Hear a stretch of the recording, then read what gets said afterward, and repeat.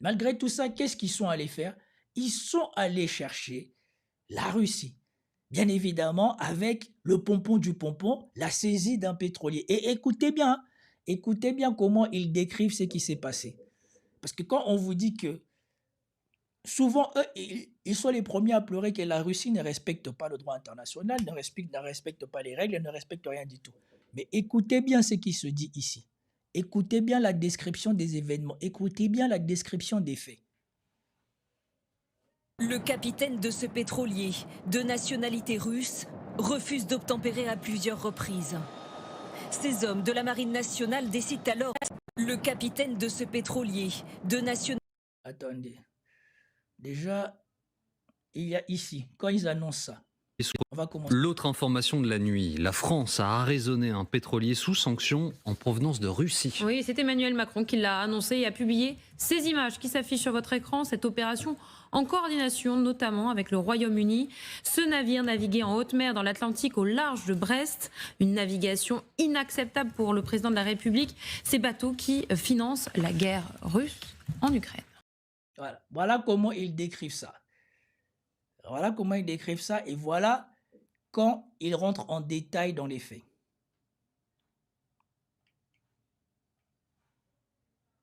Le capitaine de ce pétrolier, de nationalité russe, refuse d'obtempérer à plusieurs reprises. Ces hommes de la marine nationale décident alors rapidement d'arraisonner le navire. En plein milieu de l'océan Atlantique, à l'ouest de la pointe bretonne. Ce pétrolier, le Tagore, est contrôlé de fond en comble, soupçonné d'arborer un faux pavillon, celui du Cameroun. Après la montée à bord de l'équipe de visite, l'examen des documents a confirmé les doutes quant à l'irrégularité du pavillon arboré. Le pétrolier a raisonné à 700 km de Brest. Notez bien à quelle distance le bateau est arraisonné. Notez bien.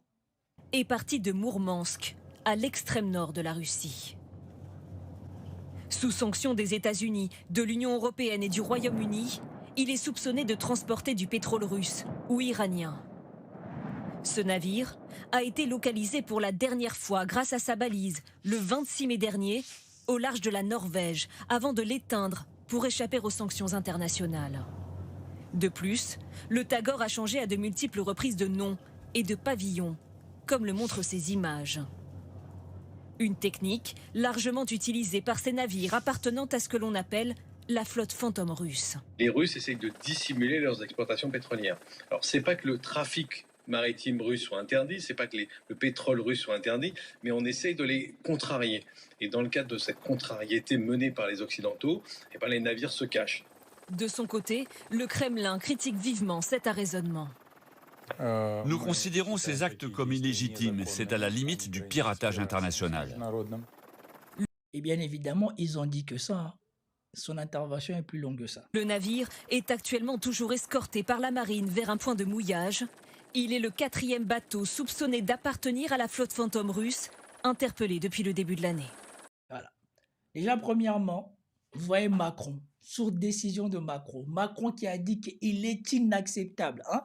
C'est lui qui décide de ce qui est acceptable ou pas, indépendamment de la loi.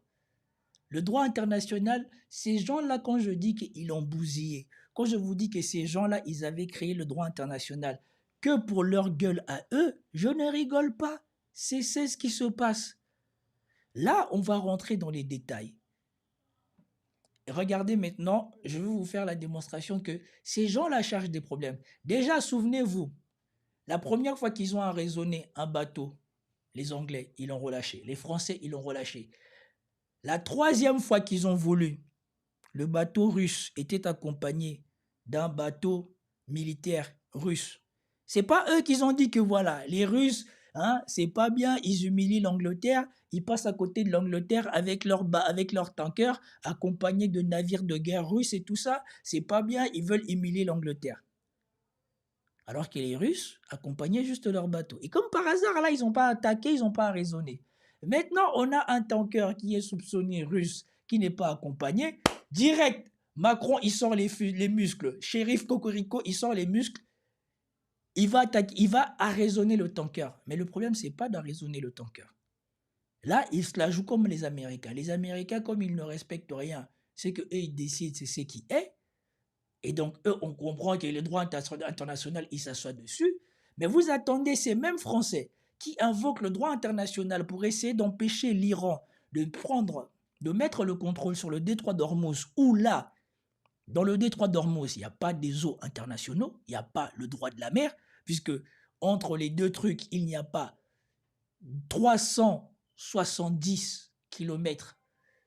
Si je me souviens bien, le haute mer, c'est à 370 kilomètres. C'est à 200 miles. 370 kilomètres, je crois.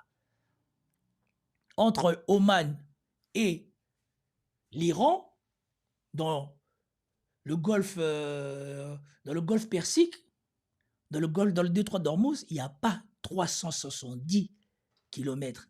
C'est le territoire omanais, le territoire iranien. Voilà pourquoi l'Iran peut mettre des droits de péage, peut mettre des frais de tout ce qu'elle veut. C'est son territoire là où passent les bateaux.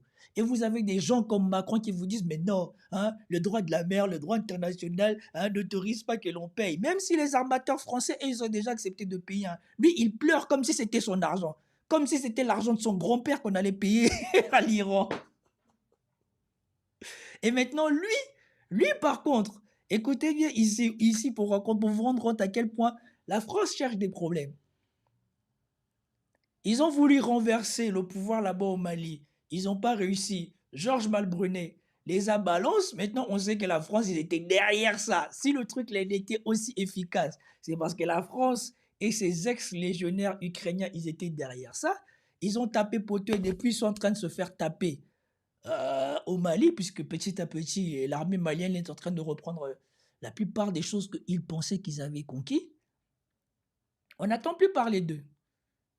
Et maintenant, comme par hasard, hein, pour faire parler de lui, étant donné que sur le plan national, il n'a plus en prise sur rien, qu'est-ce qu'il fait? Il vient montrer les muscles contre la Russie. Donc on reparle de ça et on reparle de la réaction de la Russie. Le capitaine de ce pétrolier, de nationalité russe, refuse d'obtempérer à plusieurs reprises. Ces hommes de la Marine nationale décident alors rapidement d'arraisonner le navire. En plein milieu de l'océan Atlantique, à l'ouest de la pointe bretonne. Ça se passe où? En plein milieu de l'océan Atlantique. On s'en fout que ça soit à l'ouest de la pointe bretonne, au nord de la pointe à 800 km de Paris. En plein milieu de l'Atlantique. Ce n'est pas le territoire français. Ce n'est pas le territoire européen. Écoutez. Ce pétrolier, le Tagore, est contrôlé de fond en comble, soupçonné d'arborer un faux pavillon, celui du Cameroun. Après la montée à bord de l'équipe de visite, l'examen des documents a confirmé les doutes quant à l'irrégularité du pavillon arboré. Le pétrolier a raisonné à 700 km de Brest. Voilà. Le pétrolier a raisonné à 700 km de Brest. Donc, soit ils ont commencé la procédure quand le bateau il était dans les eaux territoriales ou dans la zone économique de la France, mais étant donné que ces gens-là ont compris que les Européens veulent leur mettre la main dessus dès qu'ils seront dans leur territoire, ils évitent de rentrer dans les territoires et de la France et de qui que ce soit. Voilà pourquoi ils éteignent leur transpondeur et ils restent dans les eaux internationales.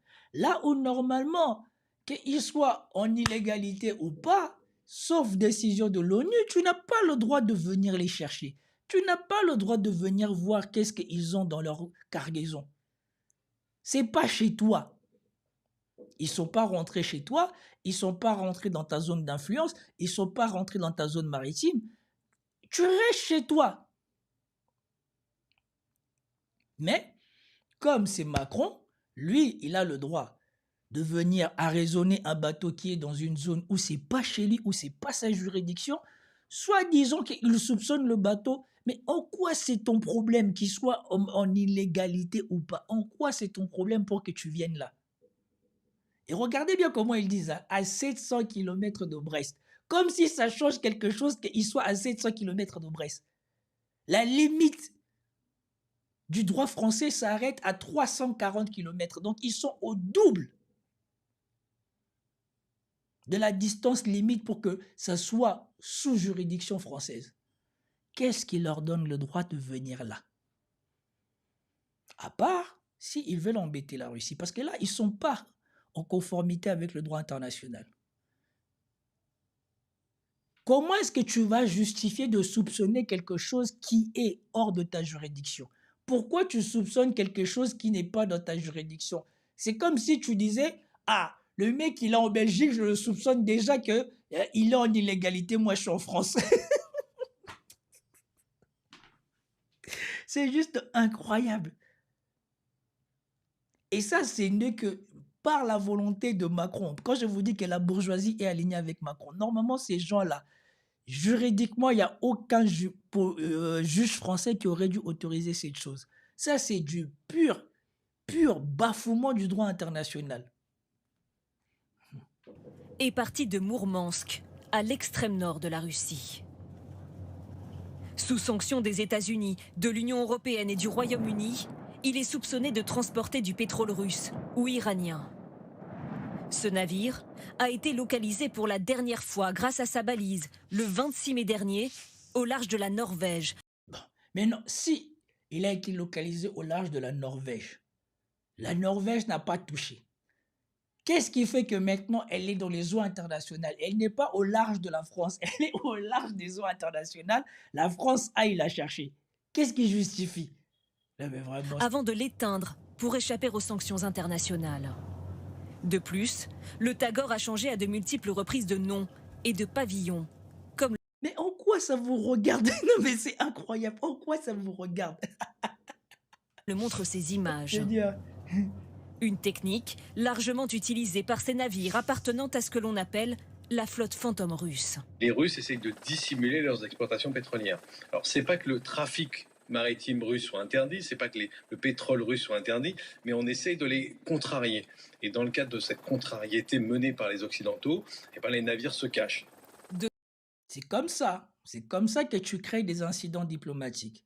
C'est comme ça que la prochaine fois vous allez raisonner, vous allez tomber sur des spetsnaz, et là ils vont vous mettre la raclée, vous allez dire, ah mais vous avez vu la Russie et tout ça, hein? Ils ont des soldats cachés dans leur truc et tout ça, ils nous ont attaqués. Mais quand tu viens chercher des problèmes avec les gens, tu te prends pour qui?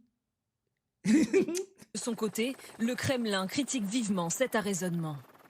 Nous considérons ces actes comme illégitimes. C'est à la limite du piratage international. Le navire est actuellement toujours escorté par la marine vers un point de mouillage. Il est le 4e bateau soupçonné d'appartenir à la flotte fantôme. Voilà. Et maintenant, on va voir la réaction de la Russie. Parce que là, on a vu les Français. Normalement, j'avais noté la réaction russe. La réaction russe est celle-ci. Regardez bien. Parce que là, ils ont coupé à ce qui les intéresse. Mais regardez bien ce que la Russie dit. Nous considérons cette action comme illégale. Elles sont à la limite de la piraterie. Nous sommes en total désaccord avec l'affirmation selon laquelle elle aurait été menée en pleine conformité avec le droit international. Je vous ai démontré que ce n'est pas en conformité avec le droit international puisque la France n'agit pas sous sanction de l'ONU ou sous, comment ça s'appelle, résolution de l'ONU. La France ne peut pas aller d'elle-même comme ça, elle s'est assise, oh non, je soupçonne ce truc-là là, qui passe là-bas, là, dans le coin invisible, là, de violer le droit international, je vais aller voir.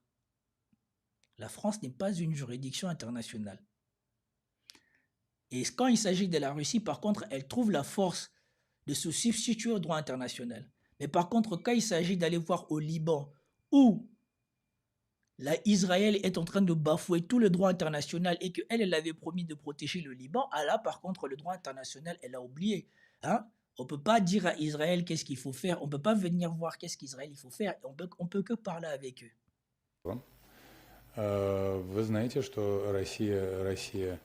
Comme vous le savez, la Russie prend une série de mesures.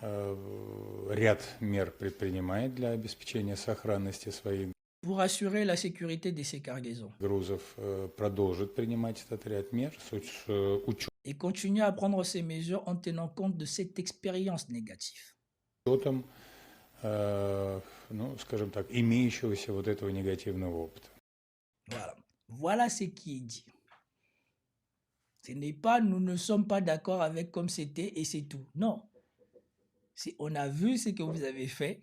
On va prendre des mesures par rapport au fait que maintenant, vous avez décidé que vous, le droit international, vous vous asseyez dessus. Parce que la dernière fois, on a passé à côté de votre espace maritime. Vous avez dit c'est légitime pour vous d'arraisonner nos bateaux. Là, on essaye de faire passer les bateaux dans des espaces où c'est pas chez vous. Là encore, vous trouvez le moyen de dire que c'est chez vous et vous pouvez nous arraisonner. Donc la prochaine fois, vaut mieux seulement on dit, hein, si tu viens, on va te tirer dessus, comme ça, on est tranquille. Et donc ça, c'était pour vous montrer à quel point ces gens-là cherchent des problèmes avec la Russie et probablement finiront par le trouver, ces problèmes, parce que ça ne va pas continuer comme ça. Ça ne va pas continuer comme ça jusqu'à l'infini. Donc, ils finiront par trouver ces problèmes. Et bien évidemment, j'arrive à la fin. Il n'y avait pas grand-chose à dire sur l'Iran, à part cette chose. À part vraiment